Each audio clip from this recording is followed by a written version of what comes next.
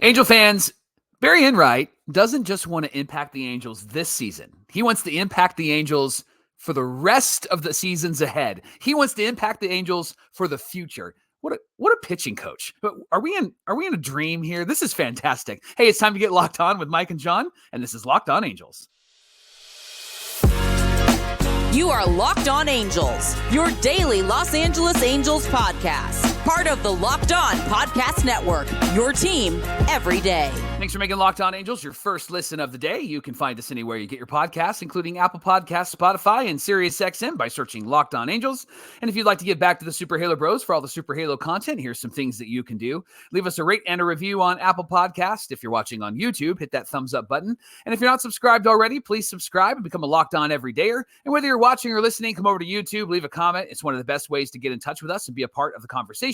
And today's show is brought to you by PrizePicks, the easiest and most exciting way to play daily fantasy sports. Go to prizepicks.com/LockedOnMLB. Use our promo code LockedOnMLB for a first deposit match of up to $100. Thanks for being here for this episode of Locked On Angels, where it's your team every day. You've got the Frisch Brothers here with you, a.k.a. the Super Halo Bros. My name is John, and that's my brother Mike. And my name is Mike, and that's my brother John. Hey, we're going into our third season as the hosts of Locked On Angels. We're looking forward to 2024, talking Angels baseball with you Monday through Friday, every single weekday. Put us on in the morning when you're going to work. Start your day off right with the Super Halo Bros. Hey, on today's show, what have we learned from spring training so far? We're going to talk about that. Is Blake Snell really going to be an Angel? Would we even want Blake Snell? We'll talk about that. But first, Mike, Barry Enright wants to set up a pitching lab, and he told Sam Blum, our buddy of The Athletic, all about it. Let's talk about it. Barry Enright has pressed the Angels higher-ups to follow through on making technological improvements to the player development and training facilities. Good. Or the Halos, right? Specifically, he's asking for a dedicated hitting and pitching lab. Good. According to team officials, they plan to add the labs to the spring training complex in Arizona. But here's the best part, Johnny. Barry isn't just believing the talk. He's pushing to ensure that it will actually happen. According to Enright, he said, we've been told that the 2 days after we leave, we're going to break ground on a brand new clubhouse and a 5-tunnel pitching lab with hitting tunnels in there too. He's really excited about that. And the reason why he's excited about that is because he thinks having a pitching lab will only benefit this team. According to Enright, he said it's a tool. It's a big tool to have. And I'm on them every week to make sure that it's happening. And then he talked about the specifics of the lab, Johnny. He said the Angels are going to have 5 tunnels in the lab. 2 are going to be dedicated to pitching. 3 are going to be dedicated to hitting. And they would be equipped with cameras, TrackMan, and other technological measuring tools to assist players in their development. Do you still say good to that, Johnny? Yeah, and I'm also going to I'm going to be DJ Trackman if I ever start my DJ career. I love that. Yeah. I love that. Now, he did talk about the benefit of the lab. He said we're going to be able to see and change arsenals, being able to see and help with mechanics. We all pride ourselves on having good eyes. We always talk about the eye test as fans, right? And being able to do with our eyes what we need to do to help the players. But having the tech to either confirm that something's right or something's wrong, and maybe our eyes were right or our eyes were wrong, is really big. He said being able to monitor all those things is humongous. What a word. It's humongous. It's a good word too. Not only for our free agents, but also for the guys who roll through here all of the time. Mike, there's some skepticism in the Sam Blum article, and it's not just Sam being skeptical, but it sounded like there were those within the Angels organization who had the mindset of, I'll believe it when I see it. Yep. But here's the thing. Here, Barry Enright has been pushing for this to make sure it happens because former Angel coaches have said that before 2019, there was basically no state-of-the-art technology available to them. Last year, an Angel spokesperson spoke to the LA Times that renovations would start after last spring training. That didn't happen. Right. Maybe that's a good thing because Matt Wise would have been like, I don't know, maybe like a Chick-fil-A. Is there a McDonald's. Nintendo in there? Yeah. You guys got Mario Bros? How many PlayStations can we get? Artie Moreno did say publicly this spring, 2024, that renovations were coming. As far as the plans and the specifics. Here's my big surprise face, Mike. Yeah. Angels Ready? president John Carpino said, "We're keeping everything private." Really? Of course. Huh. Of course. Yeah. Shocker, John Carpino, because you never talk about anything. The total cost for all the work is estimated to be around $10 million. Yes, and Mike? that's why they're keeping it private, because he probably doesn't want to have any budget numbers get out there. He probably doesn't want people to know what they are going to spend compared to what they could spend. I think this all has to do with budget. It all has to do with finances. And they certainly don't want anybody to know about what they're doing with their dollars. Yeah, no, that makes a lot of sense, actually. Enright made it clear that he wants the organization to follow through, get them the technology that this team needs. He said, "I know that free agents that we will attract over the next few years will be excited to hear that we have this as well. Plus, I've seen the plans, and I can't wait for it to come to fruition for us." Attaboy, Barry. Attaboy. So there's plans. That's good to know. So there's been plans that Barry has seen. I also love the fact that he's pushing for this and that he's not just letting it be a lot of talk without any walk, right? No talk and then just no action happening around that. So good on Barry. I love this, Johnny, simply because he is somebody that already, just in the few weeks that we've been at spring training, has made an impact on this pitching staff. But I also love that he's thinking about the future. I love that he's thinking about future free agents and guys coming in. And this seems to be the trend for all of the management, all of the coaches that the Angels have brought in, including Ron Washington, because even Wash has thought about, like, I want to have an impact throughout the entire organization. Yes. And it's that stuff that gives me confidence as an everydayer, as an Angel fan, longtime Angel fan, because what they're communicating to us, is some of the philosophy and strategy that they're participating in, which we've not been aware of since Soch has been there, right? Right. But what they're also communicating is that they're thinking about now, but they're also thinking about later. Yeah. They're thinking about the pitchers right now and how they can get better, but they're also thinking about those free agents that would come in and go, oh, that's attractive. Oh, that's interesting. And Enright has already proven, just with the Slack channels that he's created, to be able to communicate really well with the entire organization up and down to the minor leagues. Right. So that when they have somebody like a Davis Daniel who comes up, they're going to know what he needs to work on or what he's been successful in. There isn't going to be confusion. There isn't going to be, hey, maybe he should pitch to contact when he's a swing and a miss guy, right? And so all of this is exciting to me. And what's so funny about this is a part of that boring fundamental baseball, not necessarily on the field, but behind the scenes, that the Angels just, for some reason, haven't participated in and haven't had a mindset to go in that direction. And so this is all, I think, really great news. It's interesting to me because it's something that's long overdue. We understand that. But Mike, is there an element to this whole conversation of having the right people in the right places at the right time? Yeah. Because here's the way I look at it. Good point. You had Billy Epler come in. He let Soch's contract expire. They bring in Brad Ausmus. That didn't work out. Artie really wants Joe Madden. They bring in Joe Madden. Didn't work out. Phil Nevin, obviously kind of a holdover from the previous regime. And then Perry gets to hire Ron Washington. And then Ron Washington is on a 2-year deal. However, Enright doing something like this means that he expects to have a long-term investment in the Angels and being there. They also hired additional coaches up and down the minor league system this year. So there's some spending money as well. But I just wonder, did it take a Ron Washington and a Perry Manassian and a Barry Enright to finally, I don't know, get the Angels and Artie Moreno and John Carpino over the hump here in order to start building out this kind of stuff? Like I said, right person, right place, right time. What do you think? Yeah, no, I think that that's a great perspective. I think that what has happened with the Angels is when Artie takes over, it's Mike Scioscia coming off a World Series. He's got a great organization around him. He's got Bill Stoneman as his GM, right? And then slowly some of those guys start to leave. And Artie's hiring, John Carpino's hiring. They're bringing in guys that just haven't been successful. And they've really pieced this team together, the organization, the front office, and not like a puzzle piece. They've really just taken like, hey, he's cool. Hey, I like him. Hey, he has a great resume. Staples and glue and there boogers. Hasn't really been any I like that. There hasn't been any synergy. There hasn't been any connection. And that's the difference between this coaching staff and previous coaching staffs from the last few years. And something you and I have hit on pretty often on this show is anybody that comes and wants to be a part of what the Angels are doing, whether it be a new owner possibly, or whether it be management or whatever, they all have an opportunity to put their fingerprints on this organization. And what I love about these conversations from Wash, and what I love about Enright, and even Johnny Washington in some aspects when he talks about hitting, is that they're thinking about how they can put their fingerprints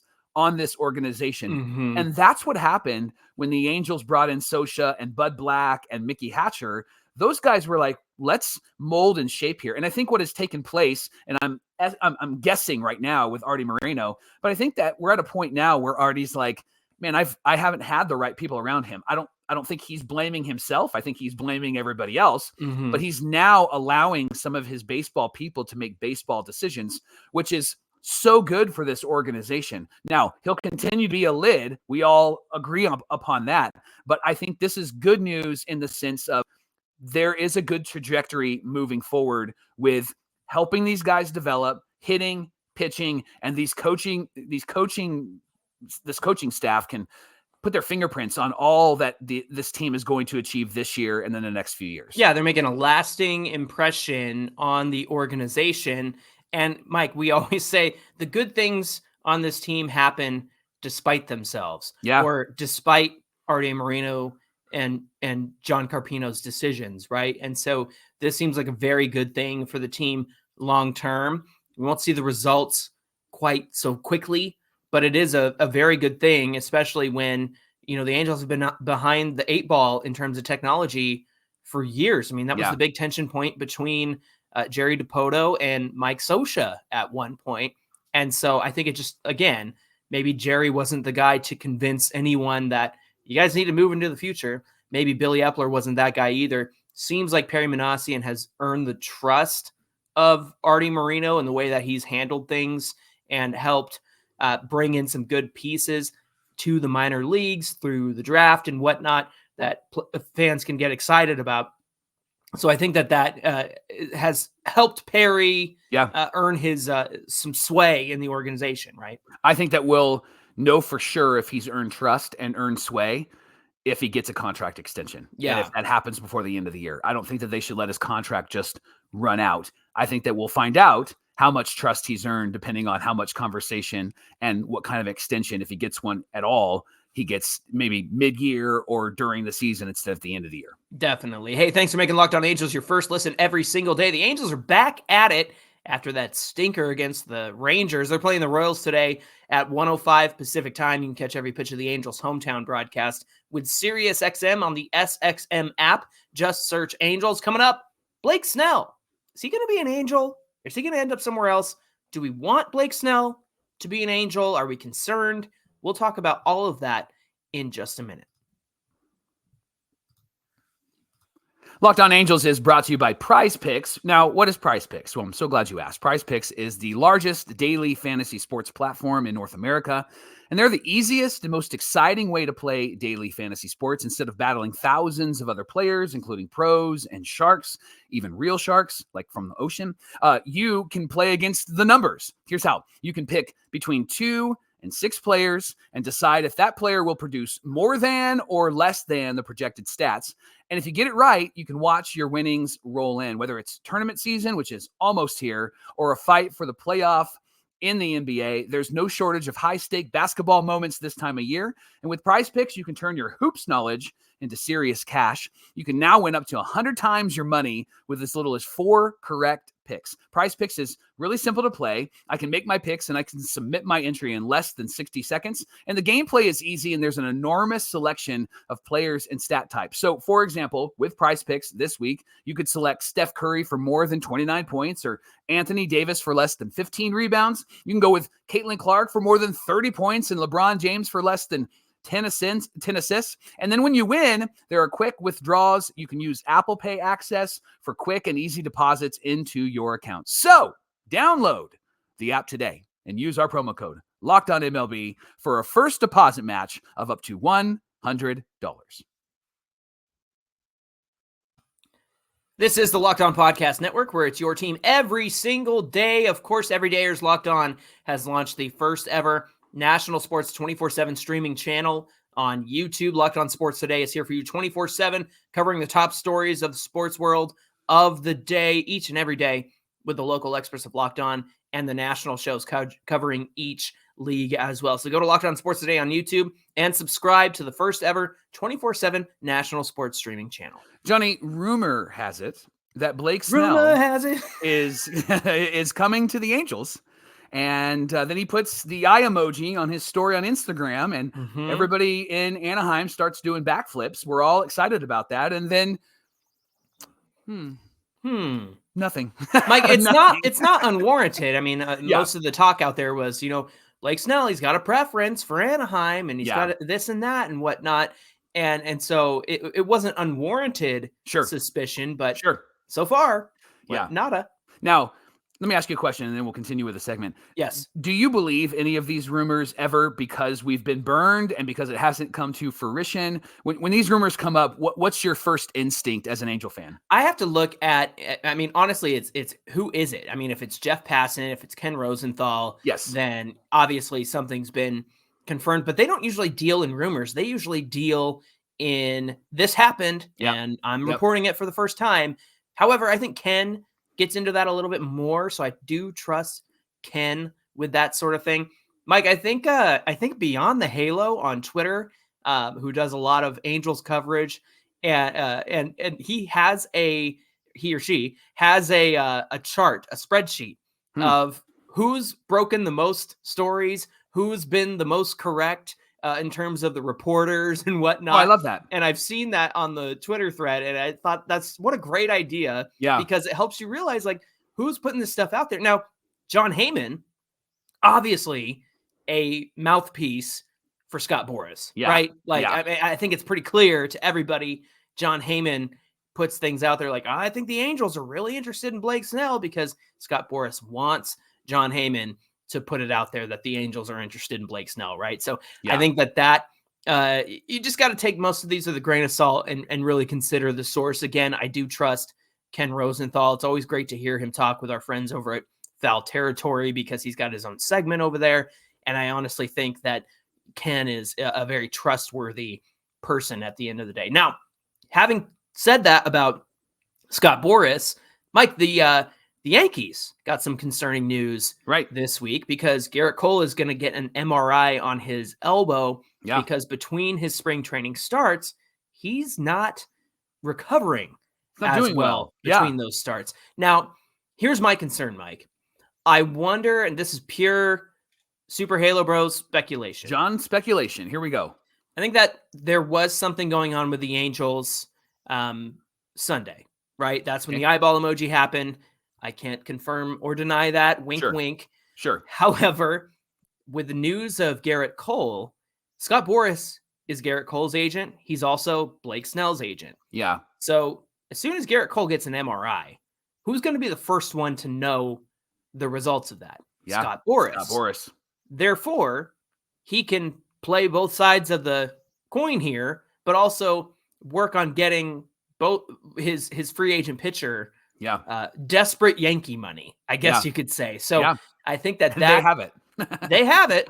The only hesitation, Mike, is that they're over the luxury tax. So they're almost spending twice as much money on. So, for every $1 million, it's $2 million, right? Yeah. It's that's how much up in the penalty threshold they are, something like that. The other side of the coin is Ken Rosenthal has reported that there's interest from the Rangers, and we all know the Rangers are going to miss out on Jacob deGrom and Max Scherzer for the first half of the season. They have Nate Eovaldi, which is great, and they got John Gray and Dane Dunning.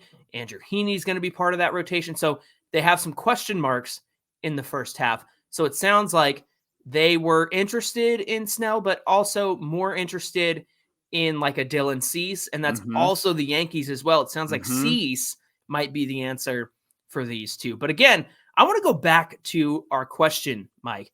Would you even want Blake Snell on the Angels, given the concerns that a lot of people have in terms of his walk rate, his innings pitched, things like that. What's your opinion? Because I have some thoughts and perspective I like to share. Well, I appreciate all of your John Anon theories there. John Anon? It's good. It's real good. Should it be like Q a John? No, I like John Anon. John Anon's a whole lot better. It's got to have your name in it. You got to have a copyright, right?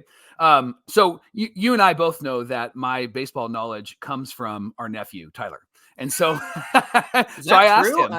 I asked him on the show. Maybe he should be on the show. I'll trade places with him. I asked him this weekend just about Blake Snell, and he said something that resonated with me. He said, "Well, I mean, if we want to go and get Blake Snell, we can have somebody who pitches 4 1/3 innings, strikes out 17, and walks 4, and then has to leave before he can even get a decision." And I was like, "Yeah, that's kind of what it feels like with Blake Snell sometimes, right?" Which is why you and I leaned in the direction of Jordan Montgomery. Yeah. But the question really is he going to be somebody that's going to benefit this rotation? Now, looking at the rotation and watching Patrick Sandoval struggle, there's a lot of people, I'm one, that would say, yeah, I mean, you slide one guy in and that'd be Blake Snell, and slide like a Sandoval out or an Anderson out, and you're going to improve this rotation. Mm-hmm. But does it make us that much better? Is Snell that much better? And the stats that you have give us, I think, some clarity behind that. You want to talk about that? Yeah, so if you remember going back to April and May, Snell struggled out of the gate. But then he made some fundamental changes to what he was doing on the mound. And this comes via Lance Brozdowski, who I've referenced before, and he has a YouTube channel that you 110% should subscribe to. He's also on Twitter. Give Lance Brozdowski a follow. But here's what Lance had to say about Blake Snell. Mike, when Blake Snell in 2022 was behind in the count, he used his fastball 60% of the time. Now, if you look on the screen on YouTube, and if you're listening, I'll try to describe this for you. That trend of using the fastball behind in the count continued into April and May. In fact, he used it 61% of the time when he was behind in the count. And you can see the results there on the screen, but I'll read them for you. When he was behind in the count and used his fastball, there was a slugging of 543 allowed. Wow. When he was ahead. And there was a slugging when he was behind in the count of 1,045, Mike. So almost twice as much as when he was ahead in the count. But then he started using his other pitches when he was behind in the count rather than his four seam. And that made for some fundamental differences. So let me show you that.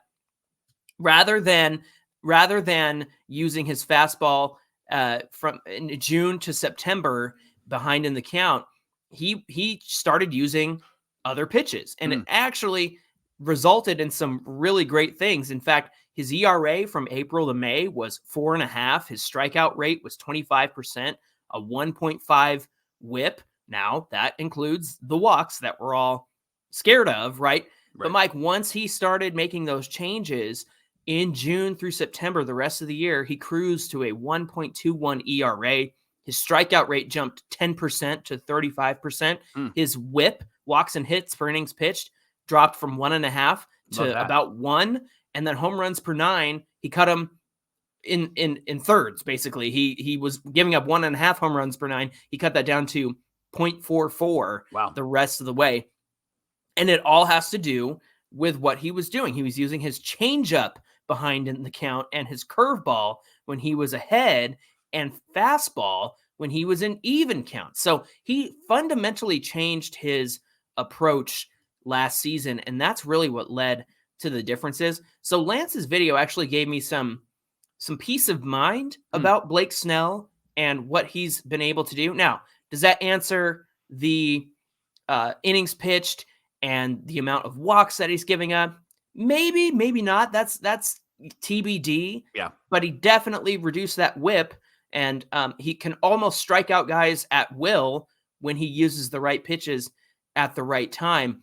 So in my opinion, I think that, look, if the Angels want to add Blake Snell, you and I, again, are more partial to Montgomery because he's more consistent. But I think Snell made some fundamental changes in 2023. And Mike, you got to build. You got to build off something. You got to build a rotation so that next year, maybe you can be in play for Corbin Burnes. And suddenly you have Corbin Burnes and Blake Snell, and then Reed Detmers, Sandy, and Canning are your 3, 4, and 5, which is almost like the way it should be. I mean, Yeah. not to mention Chase Silseth. Maybe he's in there instead of one of those other guys. But I think you've got to build. You've got to roll the dice now and build for the long term. And I think adding Snell is that kind of play for the Angels in 2024. As we approach the regular season of baseball, I'm so excited about that. Use GameTime to get your tickets. They're the only ticketing app that gives you complete peace of mind with your purchase, and they're obsessed with finding ways to save you money on tickets. GameTime has deals right up until the start of the event, and even in some cases, an hour after it starts, it's the place to find those last-minute tickets. You can find exclusive flash deals and sponsored deals on all sorts of sporting events, concerts, comedy, theater, and so much more. They have zone deals. You pick the section, GameTime picks the seats, and you save about an average of 18%. And then the GameTime guarantee means that you're always going to get the best price. If you find tickets in the same section and in the same row for less, GameTime is going to give you a credit of 110% of the difference. So take out all the guesswork. You're trying to get the family to the game. You're trying to figure out what freeway to take. I get all of that. So take the guesswork out. Make it really easy on yourself. Download the GameTime app right now. Create an account and use our promo code LOCKEDON for $20 off your first purchase. Again, create an account and use our code LOCKEDON for $20 off. Download GameTime today. Last minute tickets, lowest prices, guaranteed.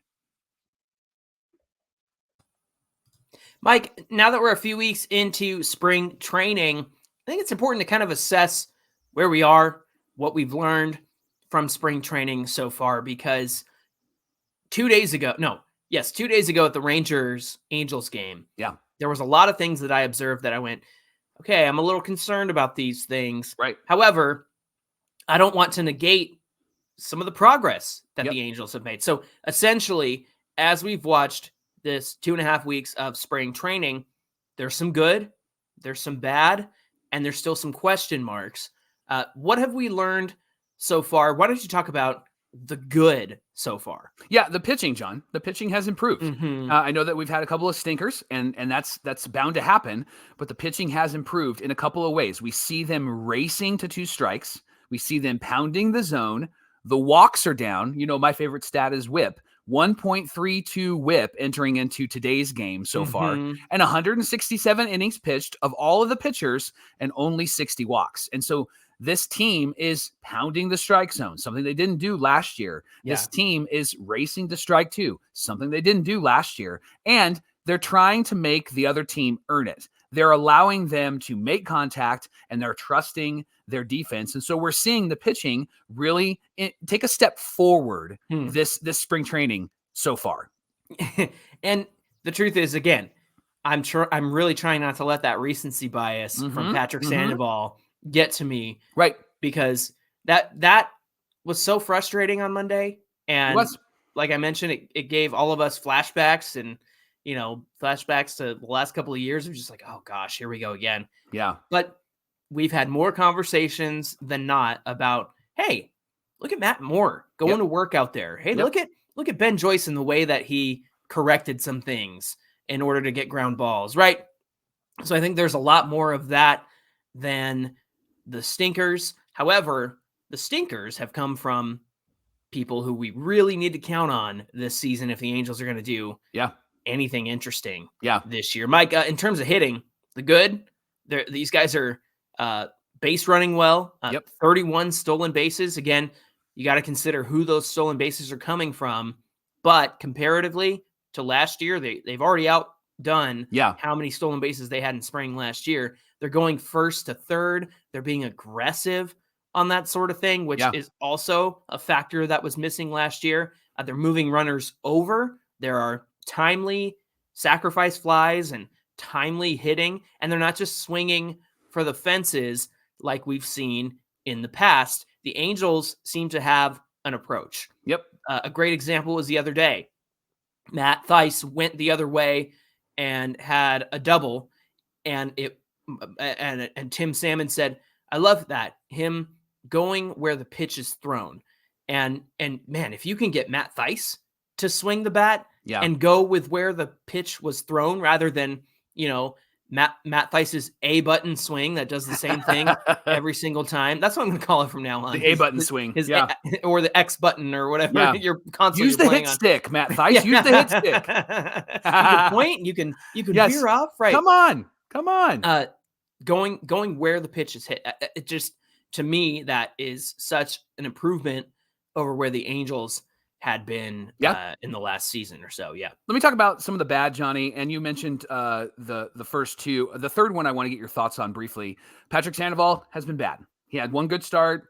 Every other start after that has been really, really rough. And so there's a lot of questions around him. Now he's got maybe two starts left, probably three starts in spring training. So we'll pay attention to that. The defense, Monday's defense specifically, was not good. It looked like the old Angels. However, we do have a team that's really working on defense. We did a whole show about that, a whole segment about that. John, the thing I think that we may not be talking about enough, but I trust Ron Washington and his perspective, is the lineup construction. I know it's spring and they're trying some things out, but listen, Moniak, he needs to hit sixth. He doesn't need to hit leadoff. Shonowell's got to be at the top of the lineup, right? I don't care if he doesn't have speed. He's got to be up there because he's getting on base and have RBI guys in the middle. This is something that you have reiterated pretty often on Twitter, how the lineup should look at the top of the order, right? Yeah, and I'm trying to play to everybody's strengths, Mike. Look, people laugh because you said Rendon at number 2. He needs to be number 9. Yeah. Well, I've said this before. I said it on my lineup construction episode. Rendon still walks well, and he doesn't ground into double plays. Yeah. And, he's starting to find that two-bagger Tony again. So I think that's important as well. So to me, I think if you get Shonowell on base and you have Rendon move him, whether it's through a walk or a double or what have you, you set up Trout, you set up the fourth guy, which might be Ward or Drury. And I voted for O'Hoppe, but I think you can trust Drury or Ward in that fourth spot a little bit more right now. You just set up the top of the lineup well. And I think that's important for this team at the end of the day. Moniak, he needs to see better pitches and he wants to swing. He wants to attack the zone. I don't think he's a walk guy, and the stats show that. He had a high strikeout rate and a low walk rate. No amount of improvements is going to help those meet those in the middle like he would hope. So I just think that he's better suited in a place where he can do some damage in the middle of the order. Thanks for making Locked On Angels your first listen of the day. Remember, the Angels are playing the Royals today at 1:05 Pacific time, and you can catch every pitch of the Angels' hometown broadcast with SiriusXM on the SXM app. Just search Angels. Hey, give us a follow on Twitter at Locked On Angels and connect with Mike and I on Twitter and Instagram at Super Halo Bros. Mike, what do we have on deck for Thursday's show? Did you hear the one about what the Angels did to Ben Joyce at spring training, John? It's a hoot. They did something that was pretty interesting to help him stay focused on the mound during stressful situations. So we're going to tell you that story, that hoot of a story, tomorrow on Locked On Angels. What a hoot. All right, friends. We hope you'll come back and join us for that. Until then, my name is John, and that's my brother Mike. And my name is Mike, and that's my brother John. Thanks for being here with us, and we'll see you back here on Thursday. What did you say? What's the hoot? What a hoot. What a hoot. What a hoot.